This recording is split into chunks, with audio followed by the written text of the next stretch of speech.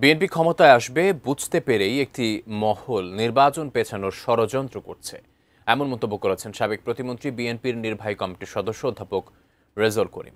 তিনি বলেন, মানুষের সুখে দুঃখে যাকে কাছে পাবে তাদের দেখতে চান এলাকাবাসী। সোনারগাঁয়ে কোনো চাঁদাবাজ সন্ত্রাসীর স্থান হবে না বলেও জানান রেজাউল করিম। নারায়ণগঞ্জ ৩ আসনের বিএনপির ঘোষিত প্রার্থী পরিবর্তনের দাবিও তুলে ধরেন বক্তারা।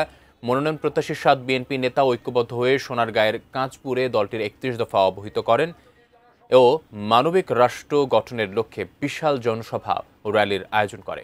অনুষ্ঠানে উপস্থিত ছিলেন মনোনয়ন প্রত্যাশী আল মুজাহিদ মল্লিক, সালাউদ্দিন সালু, হুমায়ুন কবির রফিক সহ আরও অনেকে।